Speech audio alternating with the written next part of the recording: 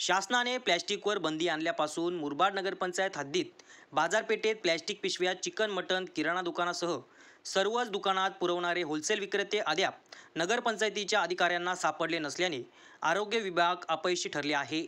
मुरबाड शहरात तालुक्याची बाजारपेठ आहे. मुरबाड शहर तालुक्याचे ठिकाण असल्याने सर्व वस्तूंची छोटी मोठी दुकाने रस्त्यावर आहेत. चिकन मटणांच्या दुकानांना बाजारपेठा नसल्याने रस्त्यावर मटण, मच्छी, चिकनची दुकाने थाटली आहेत. त्याची दुर्गंधी आरोग्याला धोकादायक बनली आहे. त्याच दुकानात प्लॅस्टिक पिशव्या विक्री होतात, त्यांच्यावर कारवाई होत नाही. प्लॅस्टिक पिशव्यांच्या कंपन्या बंद केल्या पाहिजेत.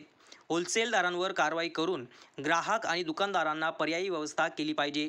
त्याकडे मुरबाड नगरपंचायतीचे दुर्लक्ष करून गरीब छोट्या दुकानधारकांकडून पावत्या फाडून मोठी हॉटेल, किराणा दुकाने, दूधवाले, मटणवाले, मच्छीवाले यांच्यावर कारवाई केली जात नाही. 5,000 रुपये पावती फाडण्याची धमकी देऊन 500 रुपयाची वसुली करणारी मुरबाड नगरपंचायतीची गँग मुरबाडमधील प्लॅस्टिक पिशव्यांचा होलसेल विक्री करणाऱ्यांना पकडण्यास अपयशी ठरली आहे. स्वच्छता विभागाच्या नावाने 4 भिंती कार्यालयाचे रंगवून 4 गरीब दुकानदारांवर पिशव्यांच्या नावे कारवाई करणाऱ्या मुरबाड नगरपंचायतीच्या स्वच्छता अभियानाचा निधी अन्न कामासाठी वापरला, त्याची चौकशी करण्यासाठी शहरवासियांनी मंत्रालयाच्या पायऱ्या झिजवल्या आहेत. मुरबाड शहरात घाणीचे साम्राज्य निर्माण झाले आहेत. गटारी दुर्गंधमय झाले आहेत. नगरपंचायत कार्यालयाच्या सहभोवती परिसरात शौचालय नसल्याने नागरिक रस्त्यावरच लघुशंका करत आहेत. नामदेव शेलार, युवा महाराष्ट्र, मुरबाड.